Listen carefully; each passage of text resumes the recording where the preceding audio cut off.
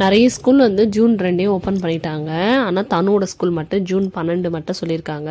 ஆனால் நாங்களாம் டீச்சர்ஸ் இல்லைங்களா, போன மாதம் சும்மா கொடுத்ததையே சும்மா இருந்ததே பெரிய விஷயம். இந்த மாதமும் 10 நாள் சும்மா எப்படி விடுவாங்க. அதனால் ஜூன் 2 வந்து எங்களெல்லாம் வர சொல்லிட்டாங்க ஸ்கூலுக்கு. அதனால் ரெடி ஆகிட்டுருக்கேங்க. தனு வந்து 10 நாள் எப்படி ஓட்ட போகிறான்னு தெரியல. ஏன்னா ஒரு மாதம் ரொம்ப கஷ்டப்பட்டோம். இவர் சார் இப்போ டிவி பார்க்குறாரு, ஃபோன் எடுத்து வச்சுக்கிறாரு, எதனா ஒன்று பண்ணிகிட்டே இருக்கிறாரு. எவ்வளோதான் நம்ம ஸ்க்ரீனிங் டைம் குறைச்சா கூட முடியல. சரின்ட்டு நான் கிளம்பிட்டு இருந்தேங்க. அன்றைக்கி ஃபஸ்ட் டே ஸ்கூலு. ஸோ நான் கிளம்பிட்டேன். தனு வந்து விளையாடிட்டு இருந்தான். எப்படி உங்கள் பசங்களாம் வந்து ஸ்க்ரீனிங் டைம் இல்லாமல் நீங்கள் பார்த்துக்கினீங்கன்னு சொல்லுங்கள். ஆனால் மோஸ்ட்லி வில்லேஜில் வளர்கிற பசங்க வந்து அவ்வளோ ஸ்க்ரீனிங் டைம் இருக்காதுங்க. ஏன்னா அவங்க வந்து பக்கத்தில் நெய்பர்ஸ் வீட்டிலலாம் நிறைய விளையாடுவாங்க.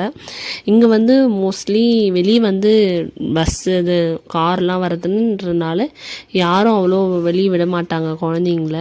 உள்ளே விளையாடினா தான் உண்டு.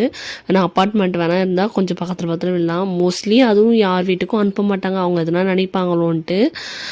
அன்றைக்கி வந்து இந்த ஈவினிங் வந்து இந்த குஸ்காவும் சிக்கன் ரைஸும் வாங்கிட்டு வந்திருந்தார்.